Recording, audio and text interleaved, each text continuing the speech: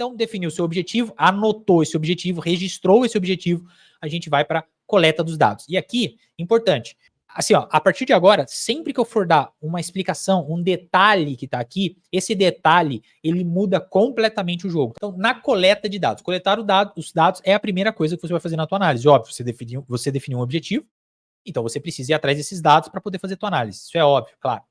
Mas aqui, olha só, você tem que identificar e acessar as fontes de dados relevantes.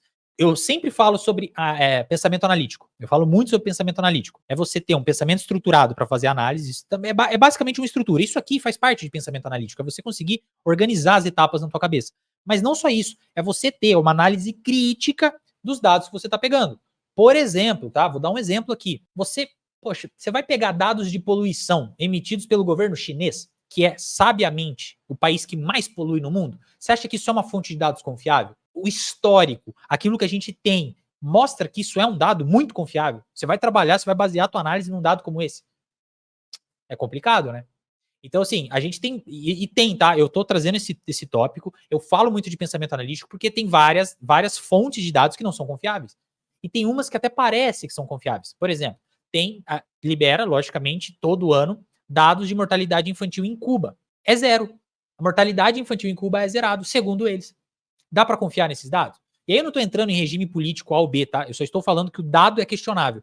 E aí, pô, se você acha que não é questionável, aí é uma opinião com muito pouca análise crítica. É exatamente isso que eu quero que vocês tenham. Independentemente de quem está te trazendo a informação, não interessa. Você é um filtro, você é um analista de dados, você não tem paixões políticas, por pessoas, por times de futebol. Você tem que fazer análise aqui. Fora do seu trabalho, fora do seu papel de analista de dados, você faz o que você quiser. Mas como analista de dados, você não tem que ter paixão. Você tem que ter paixão pelos dados e pela verdade. E quem te mostra a verdade são os dados e uma análise bem feita em cima disso.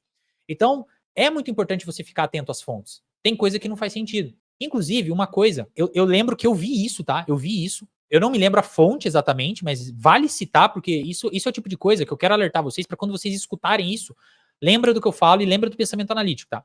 Eu ouvi, na época lá que estava começando a sair as vacinas, que a vacina tinha um nível de segurança de 100%.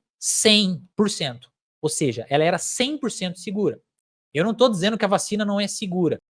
Inclusive, esse tema, eu nem entro para discussão de opinião. Eu pego os dados e os estudos. E eu confiro lá, o estudo foi bem feito, o estudo seguiu as etapas corretas, seguiu o método científico. Então, não é uma discussão do que eu acho. Mas logo no começo, onde ainda não haviam estudos conclusivos, estudos sérios mesmo ainda feitos, estava sendo feitos, mas não tinha ainda pronto, eu ouvi alguma mídia, e aí eu não vou ser injusto a citar o nome de alguma emissora, porque eu não me lembro qual era, mas eu me recordo disso, de falarem que a vacina era 100% segura.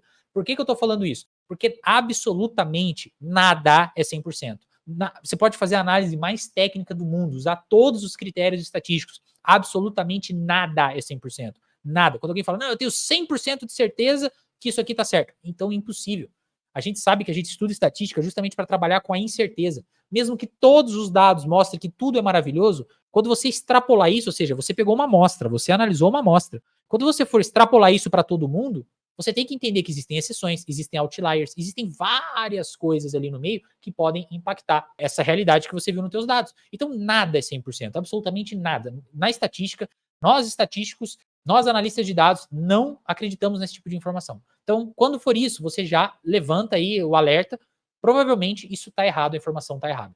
Ou não tem algum estudo conclusivo, ou o estudo foi feito de maneira errada. E aí eu não estou entrando no mérito de segurança de vacina ou não. Lógico, eu não estou entrando nesse mérito. Só estou falando que esta informação específica e isolada foi passada de forma equivocada, beleza? Então, fiquem atentos às fontes de dados. É muito importante isso. Pensamento analítico resolve esse teu problema, tá? E conhecimento em estatística, e conhecimento e tendo prática ali nas análises de dados. Então, isso faz muita diferença quando você sabe filtrar bem teus dados. Então, o Zezinho falou que, puxa, janeiro é ruim para vendas. Pô, tem o IBGE aí, galera. Vamos entrar no IBGE, vamos puxar os dados do varejo, vamos puxar os dados de venda, puxar os dados econômicos. A gente tem órgãos sérios que reportam esses dados. E a gente tem o tempo todo. Então, existe boas fontes. Quando for usar dado externo da tua empresa, fazer uma análise 3D, igual eu expliquei na live retrasada, que você vai pegar dados de outras dimensões, ou seja, da economia, demográfico, poxa, você tem fontes seguras para fazer isso. Então, busca fontes que tem lá critérios, que segue critério na coleta dos dados. Por isso, só para finalizar esse ponto, que pesquisa eleitoral erra muito. E aí, não estou falando que é mau caratismo, mas como eu disse também, pode ser falta, algum erro na metodologia. Na hora de pegar a amostra, às vezes pegou errado, pegou a amostra de menos, pegou a amostra que não é representativa. A amostragem é um dado um pouquinho mais complicado e que não entra na nossa seara de analista de dados, com algumas raras exceções, mas acontece, tá? Se você tem uma amostragem que não representa a realidade, eu vou pegar uma pessoa de São Paulo e 15 pessoas do Amapá e vou falar que isso é a opinião do Brasil inteiro. Não é.